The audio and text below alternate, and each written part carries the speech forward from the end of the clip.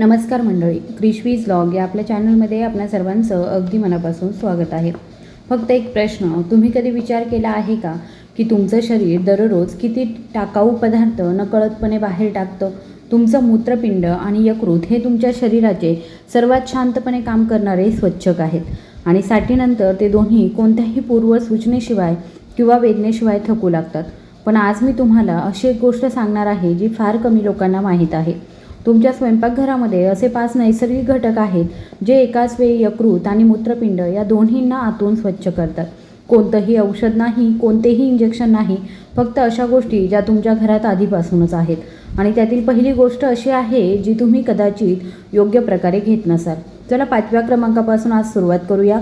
साठीनंतर यकृत आणि मूत्रपिंड इतकं कमकुवत का होतं याचं उत्तर एका शब्दात आहे: विषारी पदार्थांचा साठा. दररोज तुमचं शरीर हजारो विषारी पदार्थ तयार करतं.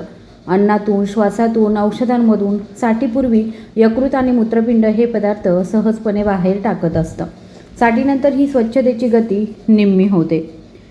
SGPT, SG आणि T यासारखे यकृतातील एन्झाईम्स वाढू लागतात. फॅटी लिव्हर विकसित होतं. मूत्रपिंडाची गाळण्याची क्षमता कमी होते. क्रिएटिनिन वाढतं आणि सर्वात धोकादायक गोष्ट म्हणजे यात वेदना होत नाहीत, हा फक्त थकवा असतो. आपण त्याचं खापर वयावर फोडतो.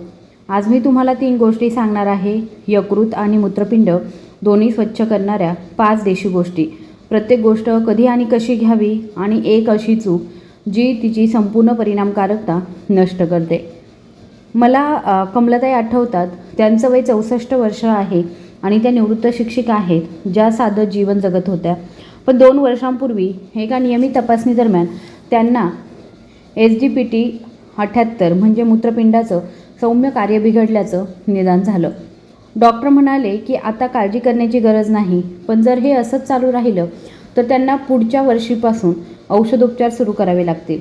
कमलाताईंना खूप काळजी वाटू लागली. त्यांच्या सुनेनं एका आयुर्वेदिक नियतकालिकामध्ये एक अहवाल वाचला ज्यात यकृत आणि मूत्रपिंड दोन्ही नैसर्गिकरित्या स्वच्छ करणाऱ्या 5 देशी गोष्टींचं वर्णन होतं. कमलाताई त्या गोष्टी घ्यायला सुरुवात करत होत्या. 5 महिन्यानंतर त्यांची पुन्हा तपासणी झाली. SGPT 34 म्हणजेच मूत्रपिंडाचं कार्य पुन्हा सामान्य झालं होतं. डॉक्टरांनी विचारलं, तुम्ही नक्की काय बदललं? कमलाताई म्हणाल्या, औषध नाही तर तुमच्या स्वयंपाकघरामध्ये बदल केला. तर चला जाणून घेऊया त्या 5 देशी गोष्टी कोणत्या आहेत. 5वी गोष्ट जी आहे ती आहे कडुलिंबाची पानं. हे ऐकून अनेकजण नाक मुरडतील. ते कडू पण असतं, पण तीच त्याची शक्ती आहे. कडुलिंबामध्ये निंबिडिन आणि गेडोनिन असतात, जे यकृताच्या पेशींचं संरक्षण करतात आणि यकृतातील एन्झाईम्स कमी करतात. कडुलिंब हे मूत्रपिंडासाठी एक शक्तिशाली रक्तशुद्ध करणारं औषध आहे. रक्तातील विषारी घटक मूत्रपिंडापर्यंत पोहोचतात आणि नुकसान करतात. कडुलिंब त्यांना आधीच निष्प्रभ करतो. वयाच्या 60 वर्षानंतर शरीरातील दाह वाढतो. कडुलिंब हा दाह कमी करतो आणि जेव्हा दाह कमी होतो तेव्हा यकृत आणि मूत्रपिंड दोन्ही अधिक चांगल्या प्रकारे कार्य करतात. ते कसं घ्यावं? सकाळी रिकाम्या पोटी 4 ते 5 ताजी कडुलिंबाची पाने चावून खावीत किंवा 7 ते 8 पाने रात्रभर 1 ग्लास पाण्यामध्ये भिजवून ठेवावीत. सकाळी ते पाणी प्यावं. कडुलिंबाच्या गोळ्या देखील उपलब्ध आहेत, परंतु ताजी पाने सर्वात प्रभावी असतात. महत्त्वाची खबरदारी काय घ्यायची आहे? गर्भवती महिलांनी कडुलिंब टाळायचं आहे आणि जर तुम्हाला यकृताचा गंभीर आजार असेल तर ते घेण्यापूर्वी डॉक्टरांचा सल्ला नक्की घ्यायचा आहे. फक्त 2 ते 3 पानांपासून सुरुवात करायची आहे. 4था घटक असा आहे जो तुम्ही तुमच्या स्वयंपाकघरामध्ये रोज वापरता, पण तो किडनीसाठी किती शक्तिशाली आहे हे तुम्हाला कदाचित माहीतही नसेल. क्रमांक 4 वरती आहे धने.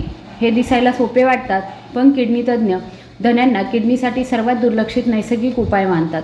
धन्यांमध्ये लिनोल्स आणि फ्लेवोनॉइड्स असतात, जे किडनीच्या पेशींना विषारी पदार्थांपासून वाचवतात. याचा सर्वात मोठा फायदा म्हणजे धन्यांचं पाणी एक नैसर्गिक मूत्रवर्धक आहे. ते लघवीचं प्रमाण वाढवतं आणि विषारी पदार्थ आणि अतिरिक्त खनिजे बाहेर टाकतं. जर तुम्हाला किडनी स्टोनचा त्रास असेल तर हे आणखी महत्त्वाचं आहे. धन्यांमधील संयुगे ऑक्सलेट क्रिस्टल्सचे विघटन करतात, ज्यामुळे खडे तयार होतात.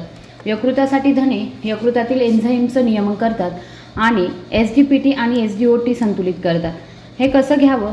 1 चमचा धने 2 ग्लास पाण्यात रात्रभर भिजवून ठेवा. सकाळी ते उकळा, गाळून घ्या आणि त्यातील अर्ध पाणी प्या किंवा सुके धने जेवणामध्ये घालून त्याची चटणी बनवा. महत्त्वाची खबरदारी काय घ्यायची आहे, जर तुम्ही रक्तदाबाची औषधे घेत असाल तर कोथिंबीर पाणी जास्त प्रमाणामध्ये पिणं टाळा, त्यामुळे रक्तदाब आणखी कमी होऊ शकतो. म्हणून पहिल्या आठवड्यामध्ये अर्ध्या ग्लासने सुरुवात करा. तिसरा घटक जो आहे तो आहे गुळवेल. तुम्ही हे नाव ऐकलं असेल, पण गुळवेल यकृत आणि मूत्रपिंड या दोन्हींसाठी एकाच वेळी का काम करतं हे तुम्हाला कदाचित माहीत नसेल. गुळवेलमध्ये टिनोस्पोरिन आणि बर्बेरिन नावाचं घटक असतं. हे घटक थेट यकृताच्या पेशींची दुरुस्ती करतात आणि खराब झालेल्या पेशी बऱ्या करतात. एका अभ्यासामध्ये असं आढळून आलं आहे की गुळवेल घेणाऱ्या रुग्णांमध्ये 6 आठवड्यांच्या आत यकृतातील एन्झाईम्स लक्षणीयरित्या कमी झाले. मूत्रपिंडासाठी गुळवेल रक्त शुद्ध करतं आणि शुद्ध रक्तामुळे मूत्रपिंडावरील ताण कमी होतो. जेव्हा मूत्रपिंडांना कमी गाळावं लागतं तेव्हा ते जास्त काळ निरोगी राहतात. वयाच्या 60 वर्षानंतर होणाऱ्या दीर्घकालीन दाह सुजेचा गुळवेल हा सर्वात मोठा शत्रू आहे. म्हणूनच आयुर्वेदामध्ये याला अमृत म्हटलं जातं. हे कसं घ्यावं? दररोज सकाळी 6 इंच पाण्यामध्ये ताज्या गुळवेलीची कांडी उकळा आणि रिकाम्या पोटी पाण्यामध्ये मिसळलेलं 20 ते 30 मिली गुळवेलीचा रस प्या. दररोज सकाळी आणि संध्याकाळी कोमट पाण्यासोबत गिलोय घनवतीच्या 2 गोळ्या घ्या. महत्त्वाची खबरदारी काय घ्यायची आहे, जर तुम्हाला संधिवात किंवा ल्युपससारखे स्वयंप्रतिरोधक आजार असतील तर हे घेण्यापूर्वी डॉक्टरांचा सल्ला नक्की घ्या. जर तुम्ही मधुमेहाची औषधं घेत असाल तर गिलोय रक्तातील साखर कमी करतं. औषधाची मात्रा समायोजित करण्याची आवश्यकता असू शकते. दुसरा उपाय आहे तो म्हणजे हळदीपेक्षा 20 पट अधिक प्रभावी असलेलं मिश्रण, आणि हे जाणून घ्यायला तुम्हाला सुद्धा आश्चर्य वाटेल. दुसरं म्हणजे हळद आणि काळी मिरी. हळद प्रत्येक घरामध्ये आढळते, परंतु शरीर केवळ हळदीचे 3% कमी शोषण करतं. त्यात काळी मिरी मिसळा, शोषण 2000 पटींनी वाढतं. काळ्या मिरीमध्ये पायपेरिन असतं, ते हळदीतील कर्क्युमिन पेक्षा 20 पट अधिक कर्क्युमिन शरीराला पुरवत असतं. आणि कर्क्युमिन यकृताचा सर्वात चांगला मित्र आहे. फॅटी टी यकृतातील सूज थेट कमी करतं. SGOT कमी करतं. मूत्रपिंडासाठी कर्क्युमिन किडनी फायब्रोसिसला प्रतिबंध करतं. याचा अर्थ ते मूत्रपिंडामध्ये व्रण तयार होण्यास प्रतिबंध करतं, जे एकदा तयार झालं की बरं होऊ शकत नाही. म्हणूनच हे मिश्रण 60 वर्षानंतर इतकं महत्त्वाचं आहे. ते कसं घ्यावं? अर्धा चमचा हळद आणि 3 ते 4 काळी मिरी रात्री कोमट दुधामध्ये किंवा सकाळी कोमट पाण्यातून घ्यायची आहे. थोडंसं तूप घाला, यामुळे शोषण आणखी वाढतं. महत्त्वाची खबरदारी काय घ्यायची आहे, जर तुम्ही रक्त पातळ करणारी औषधं किंवा मधुमेहाची औषधं घेत असाल तर तुमच्या डॉक्टरांचा सल्ला घ्या. जास्त हळदीमुळे किडनी स्टोनचा धोका वाढू शकतो. अर्धा चमचा पुरेशी आहे. आणि पहिल्या क्रमांकावर ती देशी गोष्ट आहे जिला शास्त्रज्ञांनी यकृत आणि मूत्रपिंडासाठी एक चमत्कार म्हटलं आहे, आणि त्याबद्दल जाणून घेतल्यानंतर तुम्हाला आश्चर्य वाटेल की इतकी वर्ष त्याकडे दुर्लक्ष कसं केलं गेलं. पहिल्या क्रमांकावरती आहे तो म्हणजे आवळा. तो पहिल्या क्रमांकावरती आहे कारण कोणताही एक घटक यकृत आणि मूत्रपिंड ह्या दोन्हींवर इतक्या प्रभावीपणे काम करू शकत नाही. यात कांद्यापेक्षा 20 पट जास्त व्हिटॅमिन सी आहे. ही काही मोठी गोष्ट नाही, हे विज्ञान आहे. आवळ्यामध्ये व्हिटॅमिन सी सोबत गॅलिक ॲसिड, ॲलर्जेनिक ॲसिड आणि क्वेरसेटिन असतात, जे दररोज रात्री यकृताच्या पेशींची दुरुस्ती करतात. आवळा ऑक्सिडेटिव्ह स्ट्रेसमुळे यकृताला होणारे नुकसान दुरुस्त करतो. तो SGPT आणि SGOT सामान्य करतो आणि फॅटी लिव्हरची स्थितीसुद्धा सुधारतो. आवळ्याचे मूत्रपिंडासाठी असलेले अँटीऑक्सिडंट कवच मूत्रपिंडांना फ्री रॅडिकल्सपासून वाचवतं.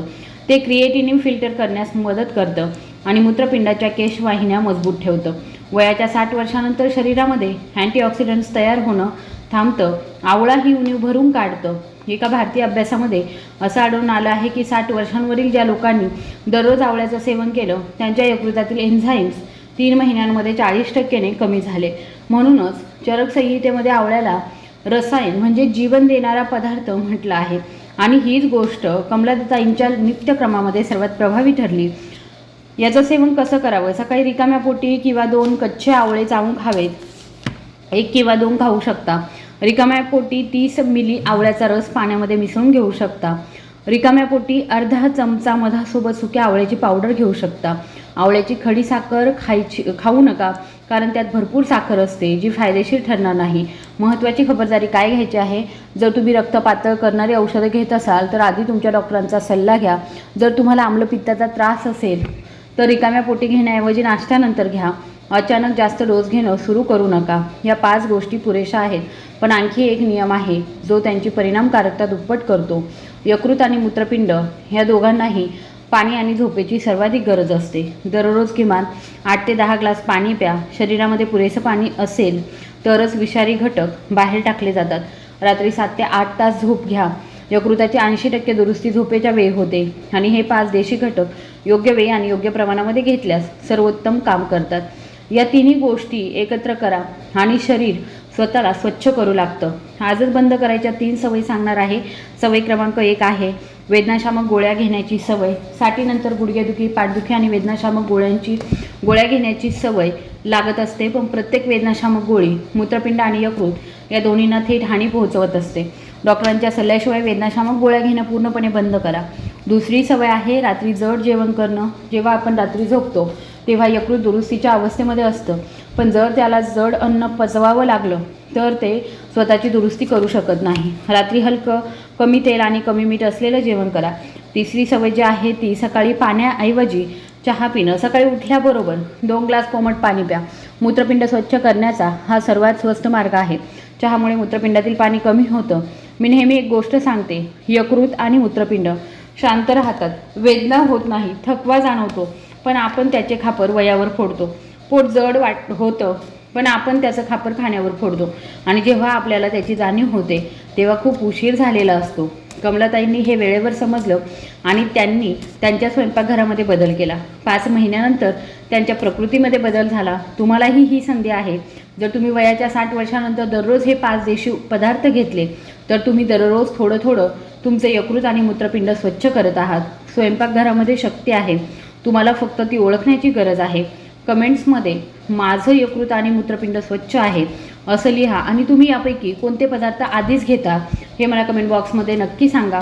पुढच्या व्हिडिओमध्ये मी तुम्हाला सांगेल की 60 वर्षानंतर या 7 लक्षणांकडे कधीही दुर्लक्ष कसं करू नये. तुमचं यकृत तुम्हाला सांगत आहे की काहीतरी चुकीचं आहे. तुम्हाला तो व्हिडिओ हवा असल्यास कमेंट करा. मला यकृताच्या लक्षणांवरती एक व्हिडिओ हवा आहे. तुमचं यकृत आणि मूत्रपिंड स्वच्छ ठेवणं महाग असण्याची गरज नाही. हे पदार्थ आहेत 5 आवळा, हळद, काळी मिरी, गुळवेल, धने आणि कडुलिंबाची पानं. हे सर्व तुमच्या स्वयंपाकघरामध्ये सहजच उपलब्ध आहेत. फक्त ते दररोज घ्या, ते योग्य प्रकारे घ्या आणि तुमच्या शरीराला योग्य ती शक्ती द्या. तुम्हाला व्हिडिओ आवडला असेल तर कृपया व्हिडिओला लाईक करा. यकृत आणि मूत्रपिंडाच्या समस्या असलेल्या एखाद्या वृद्ध व्यक्तीसोबत शेअर करा आणि चॅनलला सबस्क्राईब करायला विसरू नका. धन्यवाद.